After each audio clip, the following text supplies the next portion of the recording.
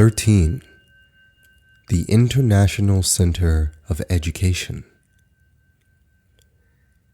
Sri Aurobindo had left his body, but not the work for whose achievement he had come on earth. The mother stood alone now and shouldered the burden with unbroken determination. The following lines in Savitri, they were among the last which Sri Aurobindo dictated, prophetically point towards her new role. A day may come when she must stand unhelped on a dangerous brink of the world's doom and hers, carrying the world's future on her lonely breast, carrying the human hope in a heart-left soul, to conquer or fail on a last desperate verge. Alone with death and close to extinction's edge, her single greatness in that last dire scene, she must cross alone a perilous bridge in time and reach an apex of world destiny. Even though the mother was alone now in her physical incarnation, the communion with Sri Aurobindo continued on the inner plane. Sri Aurobindo, whom I know and with whom I lived physically for 30 years, has not left me, not for a moment, for he is still with me day and night, thinking through my brain, writing through my pen, speaking through my mouth, and acting through my organizing power. While she was continuing the supramental yoga on the physical plane, Sri Aurobindo was influencing earth events from the subtle physical plane, from the other side, as it were, free from the limitations of the physical body. After a 12 days break, the mother resumed her activities on 17th December, and she increasingly occupied herself with the children now, for whom she held special classes on every Tuesday, Friday, and Sunday. She gave French lessons, told instructive stories, and reported many interesting incidents from her own life. Some children also went to the mother at other times and were literally enveloped in her love. We may quote from the reminiscences of Tara, who belonged to a small group of children that went daily to the mother.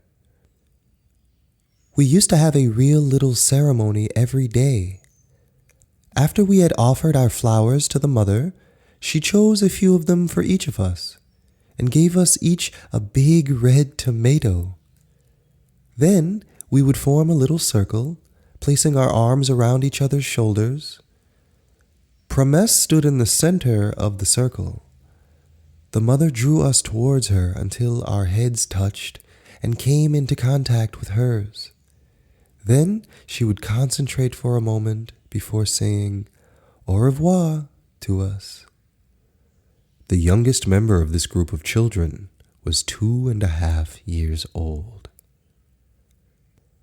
In June 1951, she started the Wednesday classes, at first with no more than 7 children. But this group grew quickly, and soon there were 30 members. Many ashram sadhaks also wished now to join the sessions in order to participate in the interesting talks between the mother and her students. They were allowed to sit behind the circle of the young students. Many joined the group even though they did not understand French. After some time, all talks were recorded on tape and published in an ashram journal. A great part of the mother's works is made up of the transcripts of these recordings. The ashram school had been started on a small scale on the 2nd of December 1943 and formed a first basis for the educational activities of the mother. But now the time had come for a far more comprehensive experiment. On the 24th of April 1951, the mother announced in a convention with leading intellectuals and educationalists of the country the foundation of an international university center, which was inaugurated on the 6th of January 1952. In 1959, the Sri Aurobindo International University Center was renamed the Sri Aurobindo International Center of Education. The idea of such an institution had already been expressed by Sri Aurobindo. At the convention in April 1951, the mother declared, "Sri Aurobindo is present in our midst, and with all the power of his creative genius, he presides over the formation of the University Center, which for years he considered as one of the best means of preparing the future humanity to receive the supramental light that will transform the elite of today into a new race manifesting upon earth the new light and force of life." The primary aim of this institution was not to produce brilliant students, but to allow young souls to grow into a higher life through a comprehensive, integral education. It was the teacher's task to create for every student the necessary conditions for his development and to awaken in him the joy of learning, of discovery. Instead of filling the students with mere book knowledge, they should be encouraged to develop the gift of intuition, which every child naturally possesses until it loses it through wrong education and teaching. Moreover, the emphasis was to be on integral education. The mother made it clear that she did not want pale pattern pupils. Therefore, the daily sports program in the evening is compulsory for all students. The ideal teacher has, in the mother's words, the following qualities. 1. Complete self-control, not only to the extent of not showing any anger, but remaining absolutely quiet and undisturbed under all circumstances. 2. In the matter of self-confidence, must also have a sense of the relativity of his importance.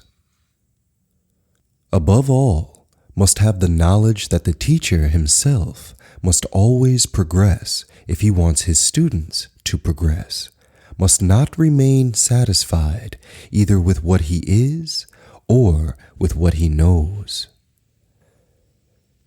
3. Must not have any sense of essential superiority over his students, nor preference or attachment whatsoever for one or another. 4. Must know that all are equal spiritually, and instead of mere tolerance, must have a global comprehension or understanding. 5. The business of both parent and teacher is to enable and to help the child educate himself, to develop his own intellectual, moral, aesthetic, and practical capacities, and to grow freely as an organic being, not to be kneaded and pressured into form like an inert plastic material. The main emphasis in the lessons should not be on factual knowledge, but on the growth of consciousness and the capacity for autonomous self-development. Essentially, The only thing you should do assiduously is to teach them to know themselves and choose their own destiny, the path they will follow. To teach them to look at themselves and to will what they want to be. That is infinitely more important than teaching them what happened on Earth in former times, or even how the Earth is built. Of course, whatever knowledge is required for daily life is also imparted. In fact, the standard of education at the International Center is exceptionally high. The mere fact that all students grow up with 4 languages speaks for itself. While sciences are taught in French, humanities are taught in English. Then there is the mother tongue of the student, that is, mostly an Indian language, and Sanskrit, which is compulsory now. Already in the kindergarten, a Sanskrit scholar talks with the children in Sanskrit, using simple words and sentences. It is the nature method. The physical education too is excellent and highly diversified. We have already referred to it. As for the vital being, the children are encouraged to develop qualities such as cheerfulness, sincerity, patience, endurance, equality, and fairness. The mother has emphasized from the beginning that the International Center should develop its own methods of teaching and pedagogy. A living relationship between teacher and student, who are ultimately both in the process of learning, is the precondition for such a school of the future. There are no marks and diplomas, which removes considerable obstacles from the atmosphere. However, there are ways by which the student can monitor his own progress objectively.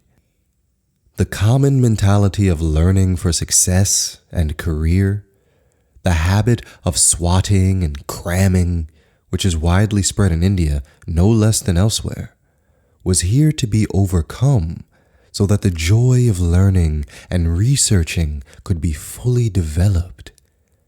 The classes are kept small, and the teachers are ashram sadhaks who perform this activity as part of their yoga without any remuneration. There are about 150 teachers instructing 500 students up to the BA level. Those who want to study at a university outside afterwards get a statement which has been recognized by some universities in India and in foreign countries. However, several students also decide to stay in Pondicherry as members of the ashram. The International Center is an experiment in the process of growth. A very comprehensive and radical experiment which may still need decades to reach its full potential. The mother had very high expectations of this institution.